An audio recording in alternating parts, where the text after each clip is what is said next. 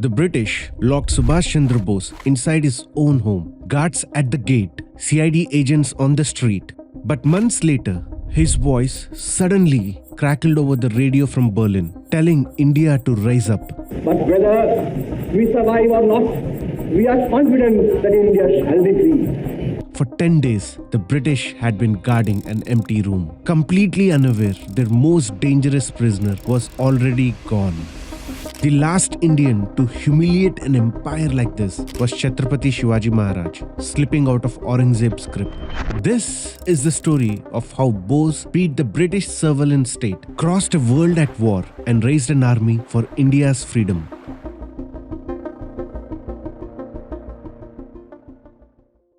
The British had jailed Bose for leading a protest, and when he nearly starved himself to death in prison, they let him out, but locked him inside his home. Behind that door, he was planning his escape. But how do you disappear when the whole country knows your face? So for almost a month, he grew a beard. A beard changed how he looked. But if he spoke even one word, people would recognize his voice and know exactly who he was. His voice was just as famous as his face. One sentence at a checkpoint, it was over. So he became Mohammad Ziauddin, a Pathan insurance agent in a baggy trousers and heavy coat. A man who could not hear and could not speak. Months earlier, his family had quietly obtained the police files on him, the dossier naming the men assigned to watch the house. Bose knew who was outside. He knew their shifts. He knew which one to slip past. On the night of 16 January 1941, a cousin kept eyes on the agents at the gate. Bose walked out of his house, climbed into back of a car, and let his nephew Sisir drive him straight past the man paid to stop him. The British had no idea that Bose had escaped. Right under their noses, every checkpoint was a trap. If even one guard knew his face, it was over. He would be arrested, and escape would end before it began. So he moved at night. First, he took a train northwest, all the way to Peshawar, close to the edge of British India. That was the easy part. The hard part was the border. Past the Peshawar, the road ran into tribal lands. A stretch of mountains and open country where British spies watched every traveler. He crossed those lands on foot and by car and reached Kabul, the capital of Afghanistan. But Kabul was not safe. It was full of enemies. The British agents worked the streets. Italian and German contacts watched him too. Everyone wanted to know who this quiet Pathan man really was. For weeks, he hid in the city, waiting for one door to open. Then it did. He got secret help from the Italians, took on a new fake name, and slipped out by car towards the north. He crossed into Soviet Union, reached Moscow. But Stalin didn't trust the Indian nationalist. He feared that Bose might be a British agent.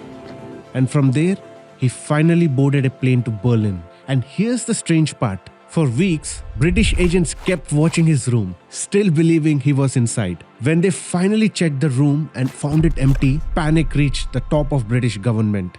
They officially theorized that his disappearance might not be a planned escape, but an aberration, suggesting he wandered off to become a sannyasi, because his horoscope predicted he would become one in his 46th year. By this time, Bose had stopped believing India would be freed by non-violence. It would have to be taken by force, and to take it, he needed an army, which meant he needed a sponsor. And the only powers willing to arm Indians against British were the ones already at war with Britain. But what could a hunted fugitive offer a world at war? A plan to dismantle British Empire from within. Bose turned to Berlin, offering the Nazi leadership propaganda, armed uprising, and an Indian legion in exchange for support. It took him over a year to get to the meeting. Subhas Chandra Bose certainly knew about the dark side of Nazi ideology, and I think he was making some kind of a Faustian bargain, in order to end what he saw as the scourge of British rule in India. While he waited, he built a small army of Indian prisoner of wars and started a radio station to reach India. Bose wanted to reach the 2 million Indian volunteers of the British Indian Army. These men were the bedrock of the British Raj. He believed that Britain's Indian Army was the ultimate instrument of colonial control, not just in India, but in the British Empire worldwide.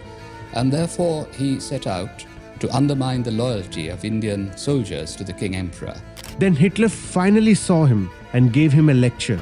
There was no sense of declaring Indian independence, he explained, until Britain had actually been beaten.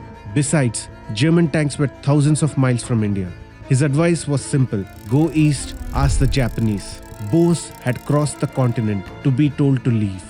He turned to the translator. Please tell His Excellency that I have been in politics all my life. I don't need advice from anyone. The translator hesitated. By 1943, realizing that Germany was in war with Russia and could no longer aid India, he knew he had to reach Asia, where the Japanese were dismantling the British Empire. But reaching Asia meant crossing an ocean the Allies controlled. The British had already started to hunt him. What came next was a journey almost no one believed a politician could risk his life. Bose was about to attempt the most dangerous journey of his life. Waters crawling with U-boat hunters and Allied destroyers, hunting anything that moved. He boarded the German submarine U-180 and quietly slipped away, leaving behind his wife and daughter. To avoid being detected by British destroyers in the English Channel, Bose's U-boat was heading for the icy waters north of Scotland. Now he has to travel from Germany to a submarine waiting for him in Indian Ocean. In February 1943, Bose climbed aboard the German submarine, spending nearly 90 days inside a suffocating steel tube as it dodged Allied depth chargers around the Cape of Good Hope. But the most dangerous moment was still to come. The British were hunting him the whole way. Ever since he vanished from Calcutta, British intelligence had been searching for him. They knew he was alive. His own broadcast on Berlin radio had made sure of that. They just don't know where he was. So they watched the ports, they watched the coast, and the Royal Navy hunted every enemy submarine it could find in these waters. If they caught this one U-boat, they caught Bose.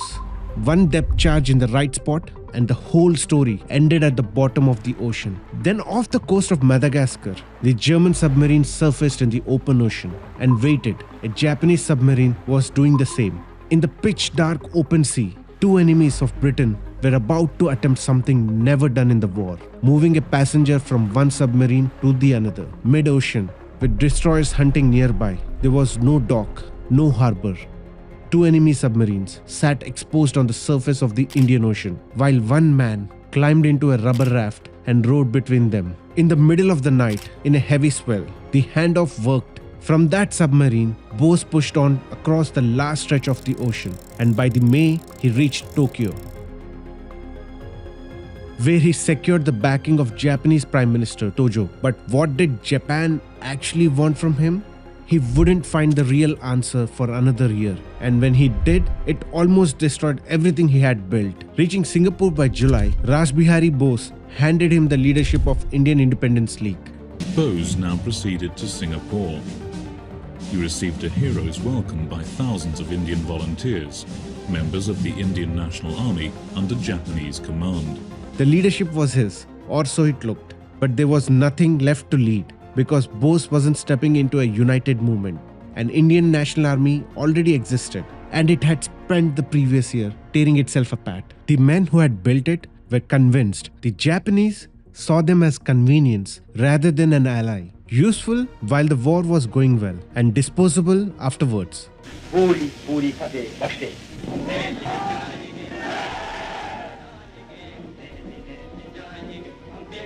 Its founder refused to hand over control of his soldiers and was arrested for it. Tokyo refused to put Indian independence in writing. To the soldiers, it looked like they were just trading British masters for Japanese ones. That was the inheritance. Soldiers who had watched their own commander taken away, an ally that would not commit to the thing they were fighting for, and a promise to march on Delhi. How do you build an army that turned on itself? The way he fixed it is the reason people started calling him Netaji. First, he negotiated with the Japanese to have INA recognized as an allied army rather than a puppet force, ensuring it fought with far greater political and military autonomy. But an army needs soldiers, and he had promised a force big enough to take India. Where would the rest of them come from? He did something no army in the world was doing at that time. He shattered traditional military norms by raising the Rani of Jhansi Regiment, an all-female combat unit with rifles. But his biggest achievement was expanding INA beyond prisoner of wars. Through a campaign of total mobilization, he turned to huge and prosperous Indian diaspora scattered across Southeast Asia and recruited civilians until they made up nearly 40% of the force. Most remarkably, he forged a common identity that transcended religion, region, and caste. Back in India, the Congress was struggling to eradicate communal divides for years. The INA united Hindus, Muslims, and Sikhs under a single cause within months. He gave that shared cause a single war cry that every soldier could shout on a march. Chalo Dilli. And then he did one thing which would help his army even after he died. In October 1943, in Singapore, Bose proclaimed a government of his own, the Provisional Government of Free India. It had a cabinet, a currency, a bank, and a declaration of war on Britain. Several Axis states recognized it. For the first time, Bose was no longer asking stronger power to sponsor his cause. He had manufactured his own legitimacy. It was a government with almost no territory. But on paper, it was a real state. And that one piece of paper was about to win him something no Indian leader had held in living memory. Japan formally ceded nominal administration of the Andaman and Nicobar Islands to Bose's new government. Japan functioned not as an ally, but as a silent, calculative advisor, keeping all the real military authority for itself. It had never wanted a free India. It wanted a propaganda asset and a buffer force for its own campaign. In early 1944, thousands of INA soldiers marched with Japanese towards northeast India, crying Chalo Dilli. The Japanese expected an easy victory, just like in 1942. But this time, the British were ahead of the game.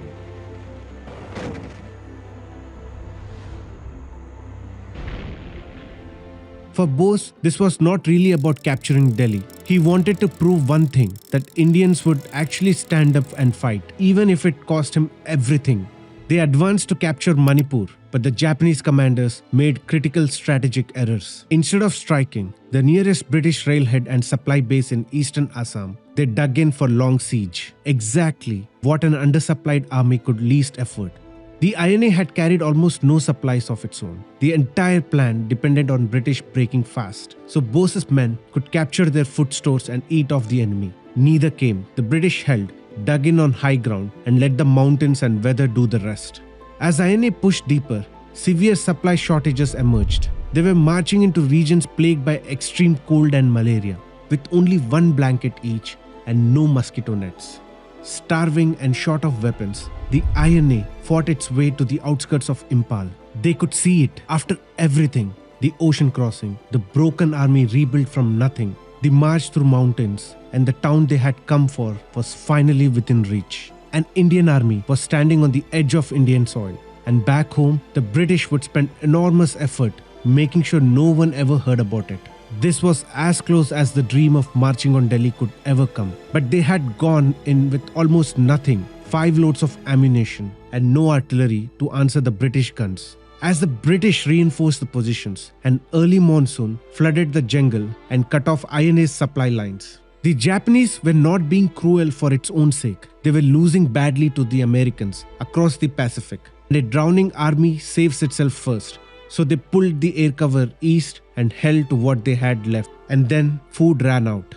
Starving, the men boiled jungle grass to fill their stomachs. Malaria burned through the camps. Leeches did the rest. Thousands died in the mud, not from British bullets, but from hunger and disease. Subhas Chandra Bose personally met the soldiers, greeting everyone and boosting their morale. He traveled to the base hospital to personally visit 2,000 wounded soldiers being cared by his Rani of Jhansi Regiment. He expanded his army's strength to 50,000 men. However, the British were organizing a massive counter-offensive. The INA was walking into a battle it could not win. But Netaji's objective was never a military victory. He was chasing an outcome that would only reveal itself in the years to come. The Japanese generals and officers had a lot of respect for Bose. And some of them said to me privately, "There is no person in the war who more fully fit the ideal of a samurai than Subhas Chandra Bose." So what does Bose do when his army starts to lose? He does the opposite of what any general would do. He goes straight towards the fighting, and this was one of the reasons people started calling him Netaji. As the front lines collapsed, Bose drove towards the advancing British artillery. When he was asked why risk everything for a visit to doomed outpost, he said, England has not yet produced the bomb that can kill Subhas Chandra Bose. When Burma fell, Bose refused to evacuate until female combat unit, the Rani of Jhansi Regiment, was safe first. Then he faced a final guerrilling trek. 3 in the morning, the Sitang River, vehicles burning behind him, so British couldn't use them. Netaji walked because his men were walking. 21 days later, he emerged in Bangkok. Shattered, his army and base were gone. While he was retreating, the 2 governments he had risked everything for were collapsing behind him. Within months, both had ceased to exist. Bose received the news that Japan had surrendered. To the end of the worst war in human history. He turned to his aides and said, "So that is that. Now, what next?" The answer was Soviets. Germany was lost. Japan had just surrendered, and exactly one great power left that was not British Empire. He decided to go to them. The Soviets and the British had just fought on the same side against Germany, but they had been imperial enemies for a century. Bose gambled that Moscow might still be willing to listen. The route north through Manchuria, he was about to ask the same question for a third foreign government. Whether the Soviets would have taken him, no one knows. On the eve of the flight, he wrote a message to his secretary, Major Bhaskar Menon. I'm writing all this to you on the eve of a long journey by air, and who knows, an accident might overtake me. His last words to his comrades were, well, Jai Hind, I will meet you later. From here, the official story goes something like this. On 18th of August 1945, his overloaded bomber came down shortly after takeoff. Bose sustained severe burns and he died that night. Plane crashed. Bose died as a result of severe burns. He was cremated in Taipei, and his surviving passenger, Habibur Rahman, carried his ashes to Tokyo, to the Renkoji temple. But the story did not stop when Bose died. Netaji was dead. So how did a man who lost end up winning? Here's the answer. Britain was broke after World War II, but money wasn't the thing they couldn't fix. The loyalty their rule depended on was gone. When the British put captured INA officers on trial in Delhi, the spectacle backfired. It brought to light wartime censorship had buried, that an Indian Liberation Army had actually reached Indian soil to fight the British Raj. Protests erupted across the country, and the British cracked down hard. In Feb 1946, fueled by anti-British sentiment and blatant racism of British commanders, the breaking point arrived. Thousands of soldiers across dozens of ships in Royal Indian Navy refused to take orders. They raised the flag of the freedom movement and held out for days. The British rule in India sat on one simple fact: Indian soldiers obeyed British officers. That fact was now dead. The man who later admitted why Britain left was not an Indian. It was Britain's own Prime Minister, Clement Attlee, the man who signed India away. Years later, when asked what really pushed Britain out and whether it was Gandhi's non-violence, he pointed to one name instead: Subhas Chandra Bose and his INA, which leaves one question open and never quite closed. His ashes are still sitting in Tokyo 80 years later. No Indian government brought them home, and no Indian government has been willing to say they aren't his. Because the official story of that plane crash, the one we just told you, was never actually satisfied anyone. And what really happened on 18th August of 1945 is a mystery we are going to open in the next part.